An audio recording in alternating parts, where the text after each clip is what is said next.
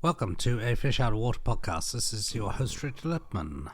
Today, we're interviewing David McGillivray. This podcast is sponsored by Collybird Inc. Well, hello, I'm David McGillivray, and I'm a horror icon and comedy legend. You were born in 1947 and brought up in London, is that correct? What was the scene like back then? Well, I can't remember when I was born, I'm afraid. But later on, as you may have heard, the 1950s it was a very restrictive time. There was a lot of censorship. The times weren't very liberal, let's say that. I understand that in the movie industry there was something called Edie's levy, is that correct? Yes, that did exist, I believe. I think we were the one of the last films. We're jumping forward hugely now to 1980 to benefit from the Edie levy. So was it easy to get, it passed and subsidized by the government? Were films easy to get subsidized? Well, I've always paid for my films myself.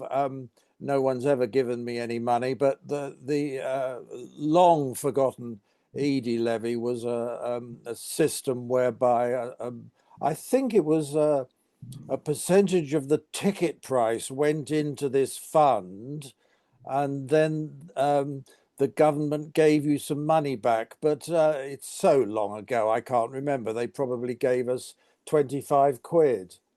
Right.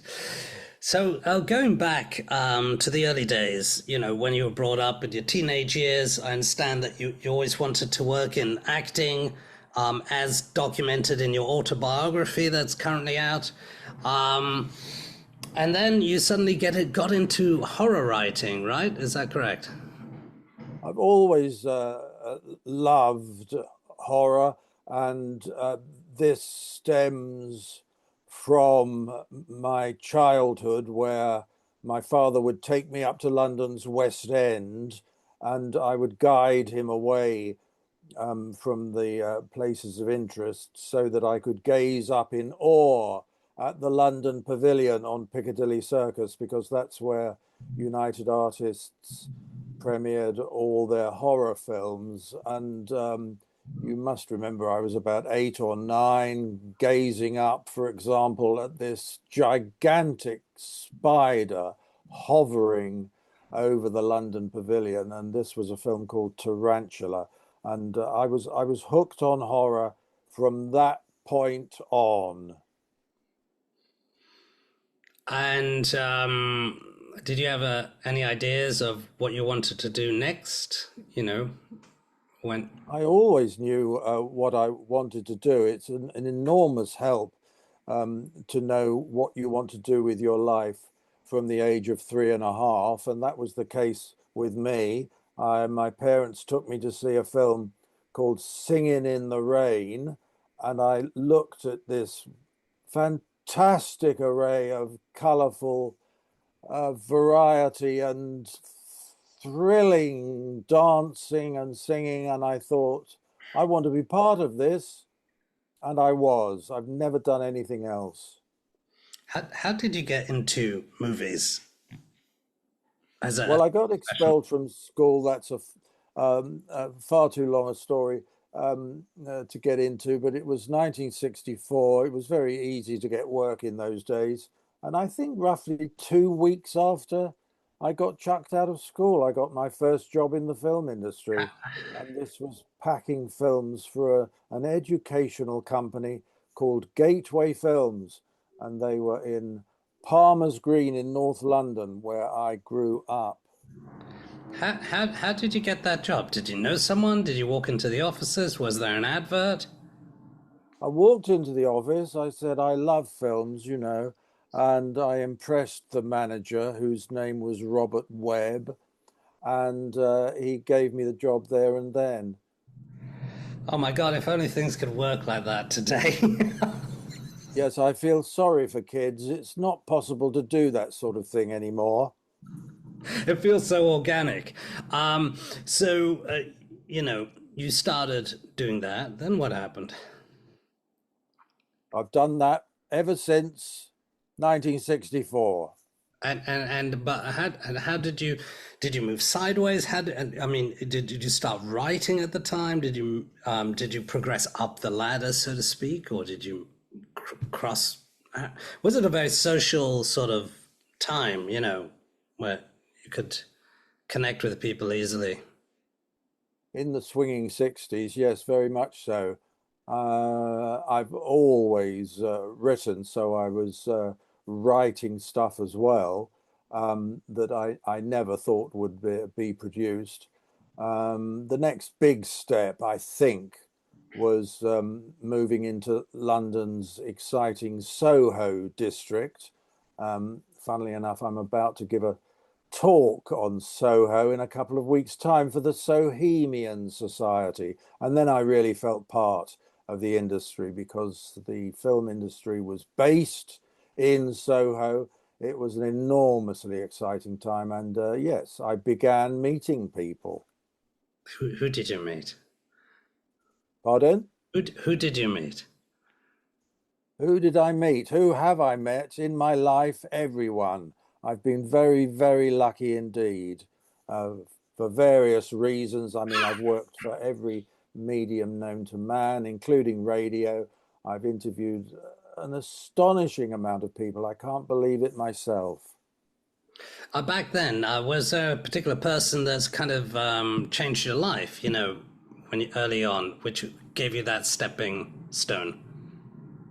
Oh, yes, without a doubt. I went to a party and I met a radio producer called Mike Sparrow, and he said, "Do you want to work for my film program, Close Up?" I said, "Yeah, sure. Never done radio, but my policy is always say yes to everything." And I started work for BBC Radio London in 1972, I think. And I've worked for radio ever since. I still write for the listings magazine Radio Times, which is, I believe, 102 years old this year. Right. Very, very interesting. And before that, I could see that there were a number of films credited to Norman J. Warren. How did you meet Norman? You wrote two scripts for him, Satan's Slave and Terror. How did that happen? Yes, well, as I say, I was working in Soho. One of my jobs was as a runner for uh, who were they? They were called Cineform. I'm not 100% sure what they did, but it doesn't matter anymore. But there were cutting rooms, I remember, either upstairs or next door.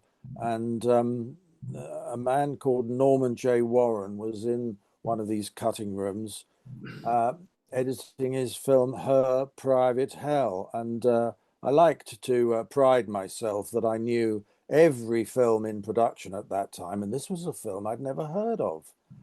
And there was a good reason for this. It was being made as a non-union picture.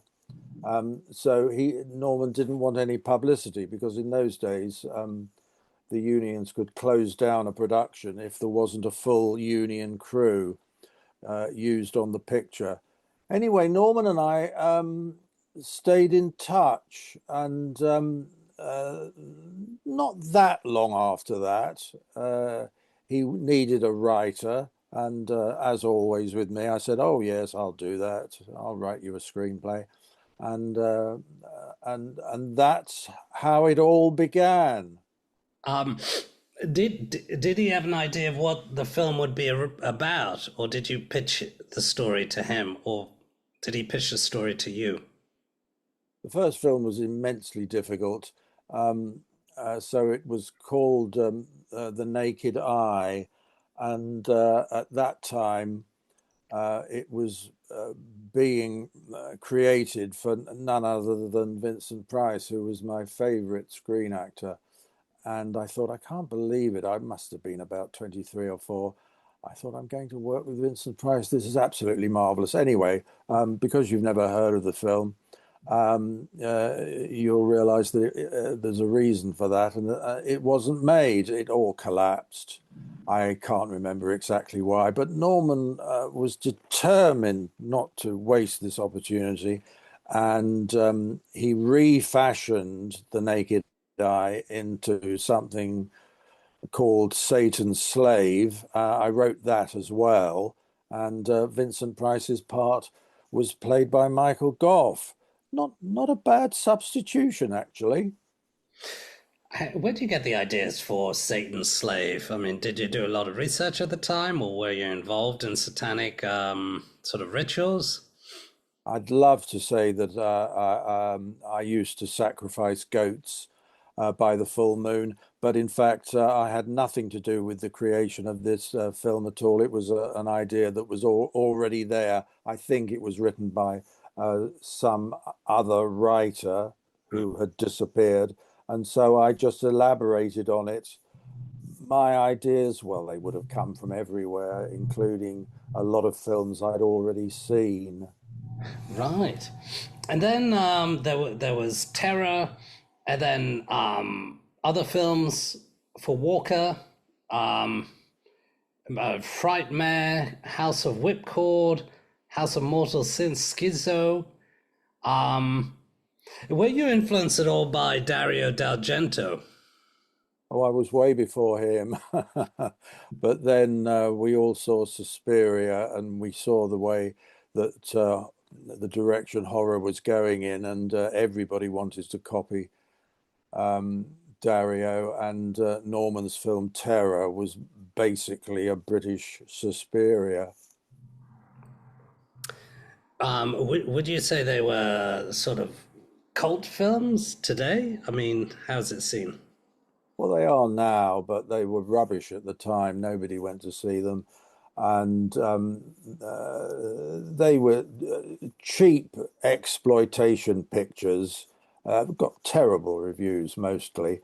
But down the years, you can rely on almost everything becoming a cult. I see. There was also involvement with, other sort of filmmakers in various scenes. I understand that there were some things in the UK that were deemed on the fringes or illegal. For example, sort of intimacy films and sexploitation films. But was there an audience for those kind of films at the time? I would sort of call it a subculture, would you say, or not? Well, I mean, can you rephrase this? Because if the films were illegal, then they weren't seen, so there was no audience for those. There was like I'm not feeling myself tonight, Oh God, 1976. There was another one, yes, 19 can't get away from that film. Hot Girls, or and how did that come about? How did you meet John John who? Lindsay? John Lindsay. Okay. Oh, this is going back again. I'm going to have to rack my brains for this one. I think I worked with his partner, Laurie Barnett. I think Laurie and John were involved in a film. Somebody else is going to have to help me here. Was it called The Pornographers? It was a documentary. Laurie had the idea of nicking a plot from a pulp novel he'd read about a sex ray, and he wanted me to change the plot enough so that we didn't have to pay copyright. And that film turned out to be I'm Not Feeling Myself Tonight. But by that time, the distributor had got wind of John Lindsay's hardcore career, and they took his name off the script off the script. So I don't think his name appears on that film anymore. I didn't know him really well. I remember interviewing him, and I found his career absolutely fascinating. I've always been In what fascinated by pornography. in what way? In what way was I fascinated by pornography? Yes. Because it was forbidden. I've always been drawn to the forbidden. I've always been anti-censorship. I got a thrill out of watching stuff that I wasn't supposed to be watching, and that's carried on all the way through my life, all the way through the video nasty scandal, where we were then swapping illegal tapes on VHS. I've always been a rebel. I see. So, how did you get? Yeah, so you got to meet John. Did he commission you to write the story, or how did that work at the time? Did you get an upfront fee, or Who's this? John Lindsay when you wrote um No, I was working for his partner, Laurie Barnett, and he was in control of that project, and he was working for a distributor called New Realm, I think. So that yes, they would have come up with my enormous fee. when you were writing? Did you write on paper? On did you type? Did you have I've seven? never written by hand.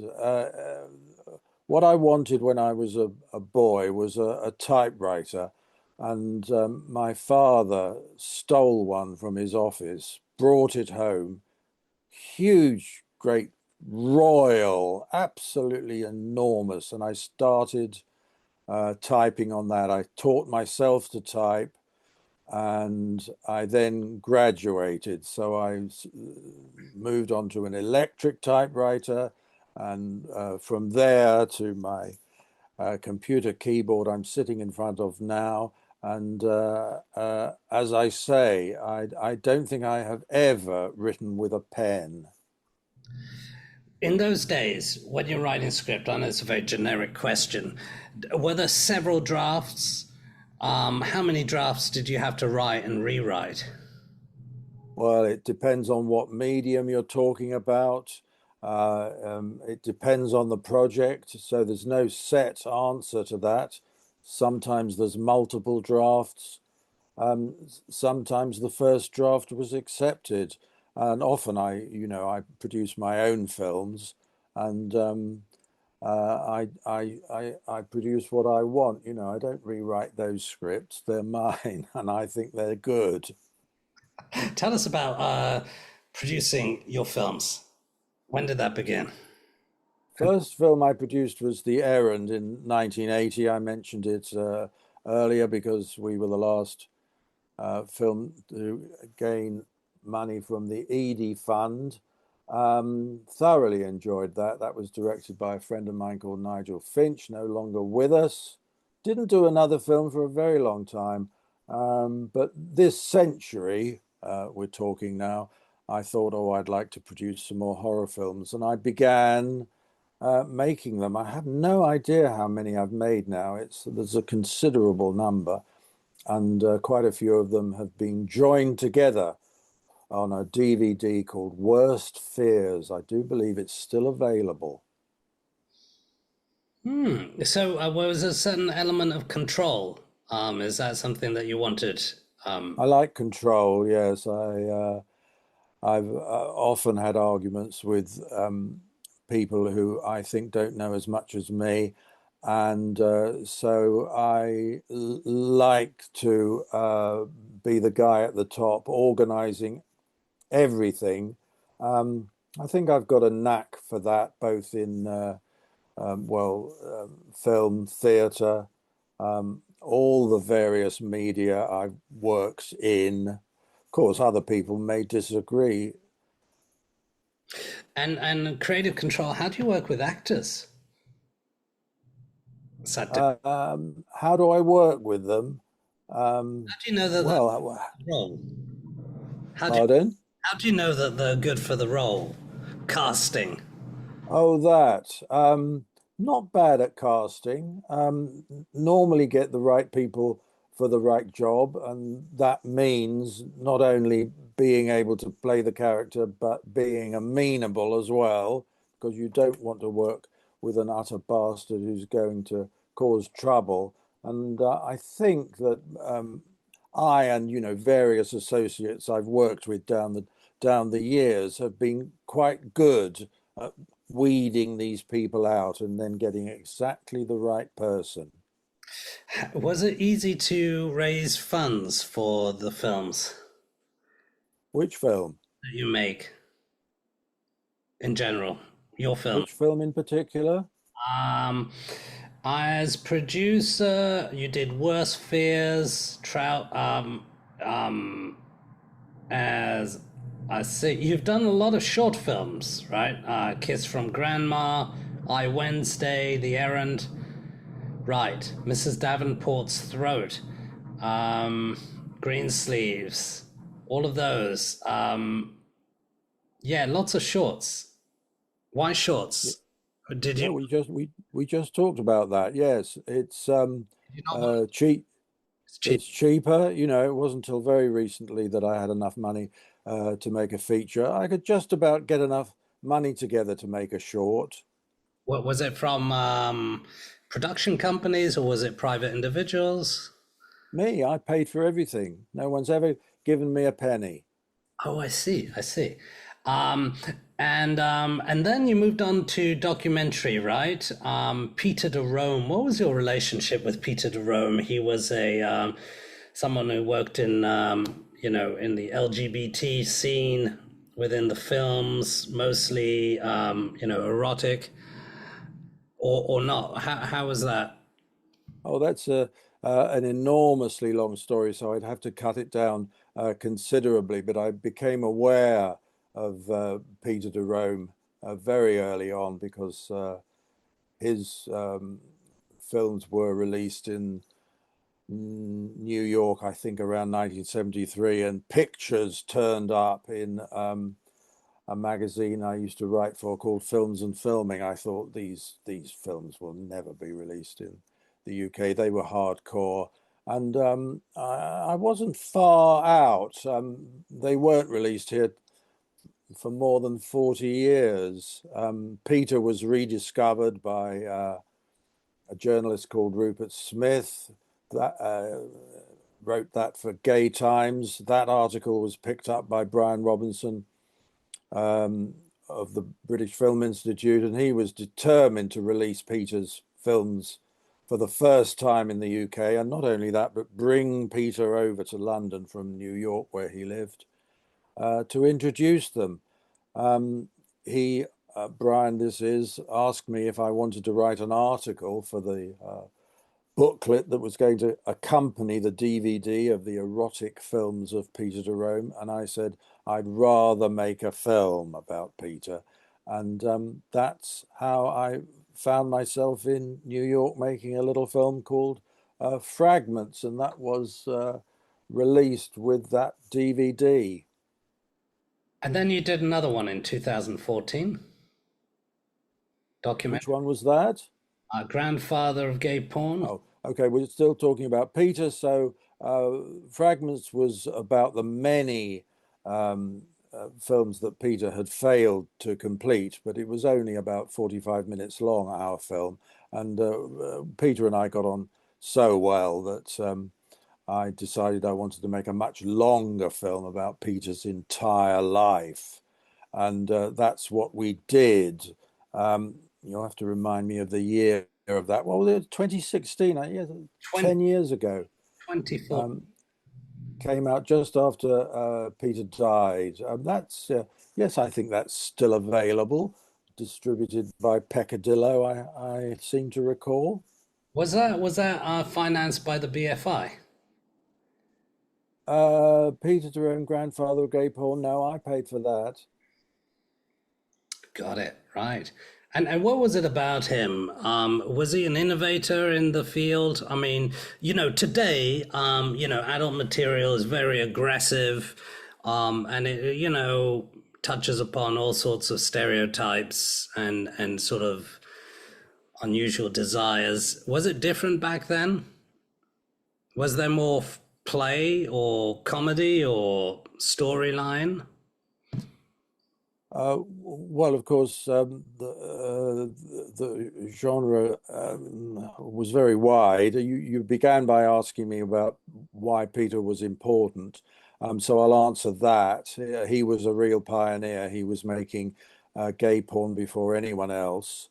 And it was only last week that I was taking part in an event at the Barbican on gay porn in the 60s. And I was talking about Peter and why he was important. He was not only a pioneer, I mean, we showed his film Scopo, which he made in 1966, the first official gay porn film. He was immensely imaginative and very artistic. He was influenced by all kinds of things, from classical mythology to Jean Genet, and that wasn't common then in the porn industry. It's certainly not common now. I see. And also back then it was illegal, was it? It was illegal when Peter started, yes. So these films he made were never made intended for um, uh, being shown to the public. They were shown at private parties. Um, Porn was illegal both in New York, where he mostly lived, and of course in the UK. But a lot of very famous people came to these parties. Peter was very well connected, and that leads on to another story, because a very famous theatrical night came to see uh, some films at one of Peter's parties, and well, where do you want to go from here? Because that got me into a lot of trouble. Can you tell us that story? Well, I can't name the celebrated theatrical night. I've never been able to, but because there's such a thing as, can I remember the phrase, being in the public domain, I can tell you that when I um, started making the film that Peter never made, which was written by a celebrated theatrical night, I contacted the John Gielgud Charitable Foundation, and I can mention that outfit because the story was in the Guardian, it was in the Daily Mail, and so it's a matter of public record. I thought they'd be delighted that I was making a film of the only known screenplay by this celebrated theatrical night. They weren't delighted at all, and they tried to stop me making it.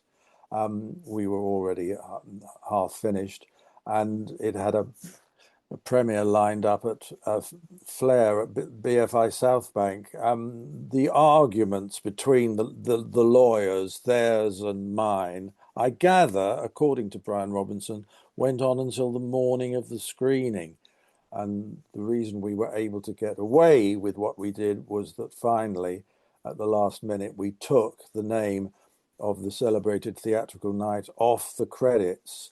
The screenplay is now credited to a gentleman, and I can still, to this day, not mention his name because of the contract I made with the John Gielgud Charitable Trust. You can tell that this is a ridiculous situation, but that's the law for you. I see. What happened thereafter? What was the reaction? I mean, what kind of film was it? Trouser Bar was a remarkable film, written by Peter Jerome in his style by this celebrated theatrical night. And when I saw the outline, I said, Peter, you must make this film. But Peter, by that time, was long retired. He had no desire to make another film. And so after Peter died, I thought, well, there's only one thing for it. I'll have to make it myself. And yes, I submit that it was a modest success, in that, yes, it went all around the world. I think it won at least won award, and I was absolutely delighted with it. It was directed by a man who calls himself Christian Bjorn. I know him as Robert, but he was one of the most famous directors of gay porn, and Peter liked his films, so I thought, yes, this is the man to direct it. And where was he from, Christopher, the director? Well, he was born in the UK, but brought up in America. He was a porn star himself, and I think his stage name, Christian Bjorn, was inspired by the fact that he had a sort of Swedish look about him. But for many, many, many years, he's lived and worked in Barcelona, that's where he is to this day. Why, has Barcelona got some sort of industry there, sort of film erotic industry, or well, I think most of the major European capitals, at least, have got quite a major porn industry. I mean, nowadays everything is changing, of course, and nowadays porn generally means OnlyFans, and people are doing it for themselves. But looking back to the era we're talking about, yes, I think a city like Barcelona was perfect because of the climate, the liberal attitude, huge amount of people willing to appear in these films. I see. And at some point in your career, you went into theatre. What kind of theatre work would you undertake? Well, that's how I started, of course. So we're going right back in time now, and I formed my own company called Entertainment Machine. Um, we started off in a little theatre called the Little Theatre near London's Leicester Square. And then for a long time after that, we were on tour all over the country. What plays would you put on? So our most successful plays were the so-called Farndale Avenue series, and these were plays as performed by an incompetent amateur dramatic society. The first one was a hit in Edinburgh in 1976, and it led on to all the others. I think there were about a dozen in the end, but they're very rarely performed nowadays because of the success of our rivals, Mischief Theatre, who brought out their own franchise, The Play That Goes Wrong, and all its successors. And my goodness, I wish I had their money. I see. And the kind of themes that you were focusing on, what were they? I mean, were they, social? Was it, based on classical themes or? The first Farndale Avenue play was the Scottish play. And then it was such a success that we had to bring the Farndale ladies back again and again and again in a variety of different other genres. So we tried, goodness, now these plays are all up here on my shelves. Can I remember all of them? It's difficult now because it's so long ago, but we tried a musical, we tried a gothic horror, we tried almost everything. Amazing. I understand there was some sort of collaboration at some point with Sue Van Collie. Do you remember? Do you recall any of these theatrical moments? Well, it's going back a very long time, but I think Sue wrote songs for a couple of these shows, I think. Yes. And were they well received? Was it played live or Was her music played live? yes, in the shows? Ooh, I'm not altogether sure. I think she did appear in one, and she was playing the piano, I remember. But otherwise, I think we did our version of A Christmas Carol. That was it, and the ladies performed a song that Sue wrote for that. Yes, I'd forgotten that. Fantastic. I mean, you had a huge career, and that's as detailed in your book. We've got a few minutes remaining, and I'm going to put all the links for audiences, especially ones who are interested. Can you tell us what your future plans are? Well, the immediate future is Panto in High Wycombe. I've just finished the second draft. There's a feature film that I can't say anything about, otherwise it's going to get me into even more trouble. We're in post-production for that. I still write for Radio Times, and as soon as we finish this, I'm going to have to start writing a couple of reviews for next week's issue.